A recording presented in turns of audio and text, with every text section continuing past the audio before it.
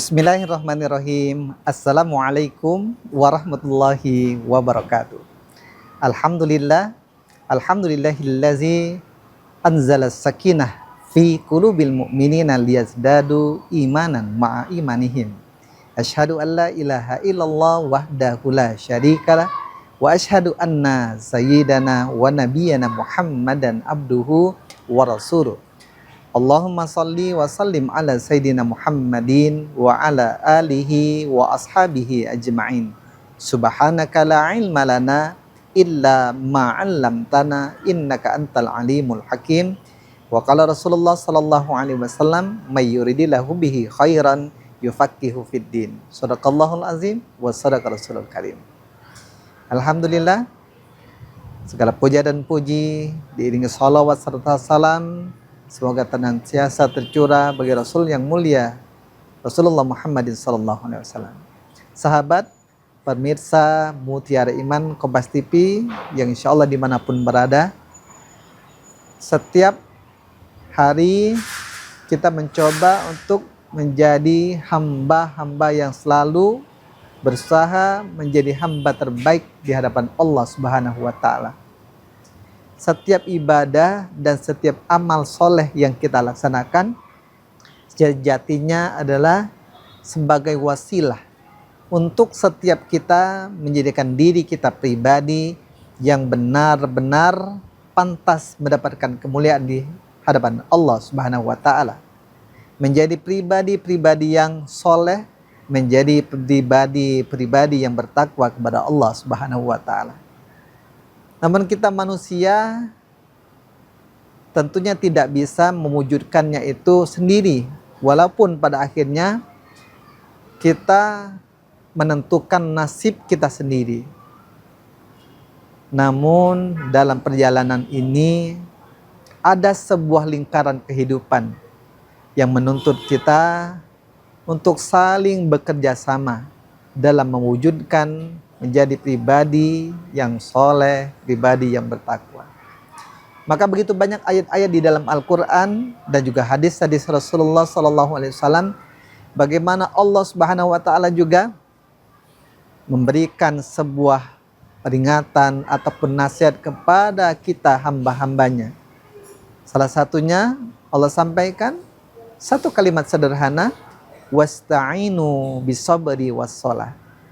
Saling bertolong menolonglah kamu dalam kebaikan dan takwa. Menjadikan kita pribadi yang bertakwa, ada satu hubungan, ada satu kerjasama yang baik yang satu sama lain saling menguatkan dan saling melengkapi. Kita lihat ibarat sebuah aktivitas sholat berjamaah, tak akan pernah terjadi sholat berjamaah kalau hanya satu orang. Namun ada seorang muazin yang mengumandangkan azan, ada seorang imam yang memimpin sholat, dan ada jemaah, barulah tercipta sholat berjamaah. Menunjukkan ada kerjasama dan saling melengkapi satu sama lain. Dan tentunya aktivitas ini akan bernilai lebih dalam pandangan Allah. Sebagaimana kata Nabi dalam sholatul jamaah, sholat sendirian hanya satu kebaikan, tapi sholat jamaah 27 derajat kebaikan. Pemirsa Mutiara Iman Kompas TV dimanapun Anda berada, belum lagi aktivitas yang lainnya. Dan ibarat kalau kita melihat ada sebuah gambaran kendaraan, ibaratlah mobil ya. Mobil itu bisa dikatakan mobil karena dilengkapi dengan seluruh aksesoris yang ada, mulai dari mesin, bodi atau kerangka, setir, ban, dan lain sebagainya. Tapi bagaimanapun juga bagusnya mobil tak akan bisa berjalan kalau tidak ada sopir dan juga tidak ada bahan bakar. Setiap masing-masing punya peran, setiap bagian-bagian punya andil untuk berjalannya sesuatu.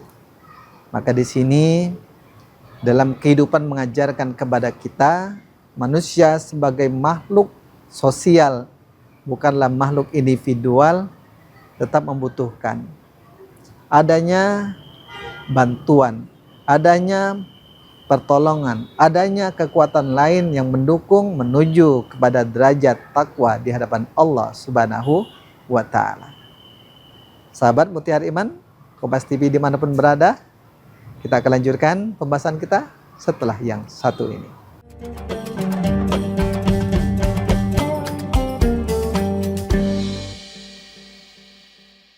Alhamdulillah, sahabat Mutiara Iman Kompas TV dimanapun berada, setiap kita tidak akan mampu menegakkan segala sesuatunya dengan sendiri. Dibutuhkan kerjasama, dibutuhnya kekuatan saling mendukung. Maka kalau kita lihat dari tadabbur ataupun tafsir Quran surah Al-Asr yang mungkin sudah sering kita baca dan tidak asing lagi, pada penghujung kalimatnya setelah Allah sampaikan wal asri, demi waktu, innal insana lafi husrin, manusia dalam keadaan rugi, illal lazi, kecuali orang-orang yang na'amanu wa amilus solihati wa tawassaw bil haqqi wa tawassaw bis sabri.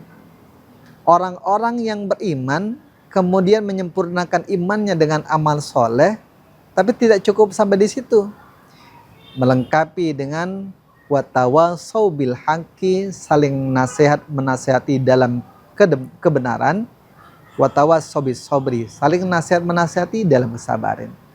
Nah, di dalam kondisi ataupun pokok yang kedua inilah menunjukkan kita saling menguatkan satu sama lain untuk tujuan utama adalah menepati kebenaran, jalan-jalan yang telah diridhoi oleh Allah Subhanahu wa Ta'ala. Dan untuk mewujudkan itu memang mesti dicari, harus diupayakan. Maka di ayat berbeda Allah sampaikan, ya ayyuhallazina amanu sta'inu, ya ayyuhallazina amanu taqullaha wabtagu ilaihil wasilah. Carilah wasilah atau jalan-jalan menuju takwa. Dan sekali lagi, untuk mewujudkannya, kekuatan berjamaah akan menjadi lebih tinggi derajatnya dibandingkan sendirian. Sahabat Mutiara Iman Kompas TV dimanapun Anda berada. Di dalam kitab Riyadhus Shalihin, Imam An-Nawawi mengutip ada satu gambaran yang terjadi pada masa Rasulullah SAW terkait saling menolong dalam kebaikan.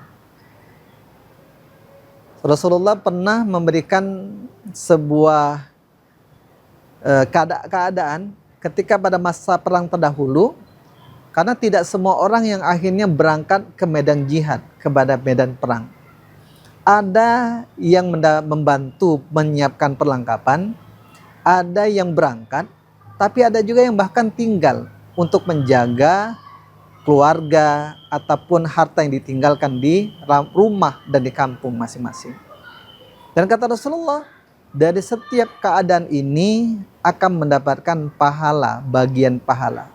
Menunjukkan di sini adanya satu kerjasama, bukan bekerja bersama-sama. Terkadang kalau kita lihat pola pikir yang ada di sekitar kita, kerjasama itu dimaknai dengan bekerja bersama-sama. Jadi dalam satu keadaan kalau tidak terlihat bersama-sama berarti belum bekerja. Padahal bekerja sama itu adalah bekerja sama. Bisa jadi mungkin di satu bagian tidak terlihat, tapi satu sama lain menopang dengan berbagai keadaan-keadaan yang bisa dilakukannya. Sahabat Mutiara Iman Kompas TV dimanapun Anda berada, kalau kita lihat juga betapa banyak ibadah-ibadah selain sholat tadi, yang di sini Rasulullah gambarkan ada nilai kebersamaan. Mulai dari kurban. Kurban yang kita lakukan tidak akan bernilai kalau sendirian. Tak ada yang dibagi, tidak ada yang dibagi, bagaimana bisa bernilai? Maka di sini pun ada ibadah yang melibatkan banyak orang. Haji pun demikian, ada rangkaian, walaupun mungkin kita melaksanakan untuk kepentingan kita sendiri, tapi Allah dan Rasulnya hadirkan dalam satu momen yang bersama-sama. Tidak sedikit betapa banyak amal-amal soleh yang di sini juga akan bernilai ketika mampu memberikan kebaikan dan mampu memberikan manfaat kepada orang-orang yang ada di sekitar kita. Kalau kita lihat di dalam ritual ataupun di dalam ibadah Ramadan itu sendiri, ada satu nilai yang bukan hanya untuk ukuran diri kita sendiri. Puasa memang antara kita dengan Allah, tapi banyak sekali nilai-nilai keutamaan akan bisa kita dapatkan ketika kita mampu berbagi manfaat, berbagi kebaikan kepada orang-orang lainnya. Salah satu yang paling sederhana kata Nabi, seorang yang memberi puasa bagi saudaranya yang sedang berbuka atau akan berbuka, maka dia akan mendapatkan pahala seumpama dengan pahala yang orang berpuasa tersebut tanpa mengurangi pahalanya. Ini untuk ukuran yang paling sederhana.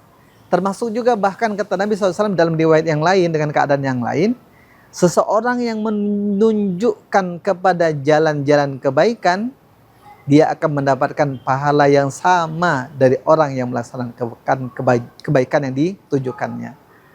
Jadi misal contoh, kita menunjukkan kebaikan dengan mengajarkan satu ibadah, satu doa, satu amal soleh, atau bahkan bukan hanya sekadar amal soleh, seorang sesama misalnya ibu-ibu rumah tangga mengajarkan kepada tetangganya cara memasak makanan yang enak, lalu akhirnya diikuti, dipraktekkan, dan akhirnya diberikan kepada anak-anak yang telah dihasilkan masakannya tadi, sehingga dia menjadi ibu yang disenangi anak-anaknya, istri yang disenangi suaminya.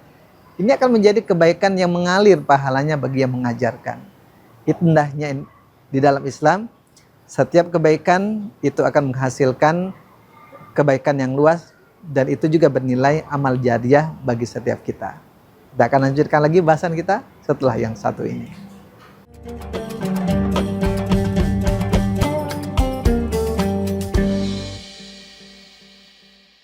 Sahabat Mutiara Iman, Kompas TV dimanapun berada, nasihat menasihati itu juga menjadi bagian ketika kita memberikan kekuatan untuk saling menolong kepada kebaikan. Sebagaimana di Quran Surah Al-Asr yang telah kita kupas tadi di awal pembahasan. Ada satu pertanyaan mungkin dari pemirsa Kompas TV lewat meja redaksi. Pertanyaannya ya mungkin sederhana. Bagaimanakah ketika kita berharap kebaikan dari mungkin saudara, ataukah teman, atau orang tua yang mengharapkan kebaikan bagi anak, bahkan mungkin kepada istrinya, atau mungkin istri kepada suaminya, dan lain sebagainya, dalam hal melihat sesuatu yang harus diperbaiki. Bagaimanakah cara menasihatinya, atau cara mengajak kepada kebaikannya? Apa ketika dengan nasihat mungkin bisa jadi sudah berkali-kali diomongi, dinasihati, tapi tidak mempan, tidak membawa hasil, tidak membawa perubahan.